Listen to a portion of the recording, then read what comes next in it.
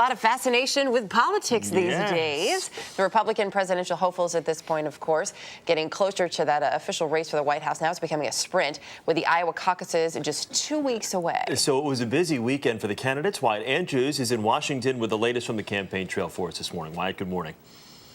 Good morning, Chris. Former Speaker Newt Gingrich still leads former Massachusetts Governor Mitt Romney in most of the polls in Iowa. But when it was Romney who won the endorsement of the Des Moines Register newspaper, Gingrich's response was he's welcome to it. Gingrich appeared with Bob Schieffer on the CBS News broadcast Face the Nation.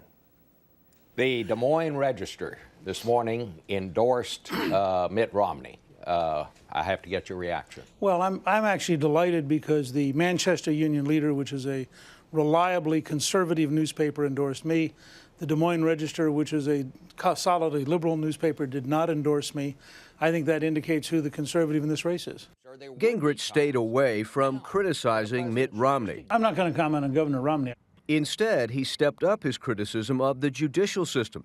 Gingrich's attacks on what he calls out-of-touch activist judges is getting a response from the conservatives he needs, especially in Iowa. We've had rulings that outlawed school prayer. We've had rulings that outlawed the cross. We've had rulings that outlawed the Ten Commandments. We've had a steady secular drive to radicalize this country away from all of its core beliefs. This president is intent on spending. Mitt Romney, meanwhile, pocketed two key endorsements from two different wings of the Republican Party.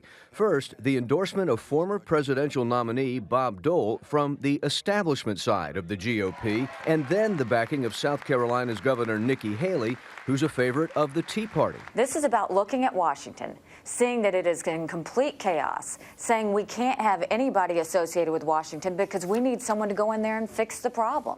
Romney also appeared on a Sunday public affairs show for the first time in nearly 2 years, and he used that time to target President Obama's handling of the economy. He's extraordinarily vulnerable because we'll say, how did that work, Mr. President?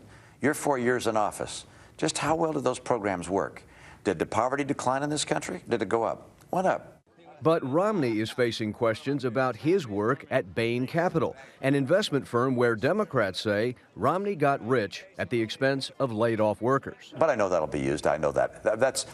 It'll be fun. I recognize the president's going to go after me. I'll go after him.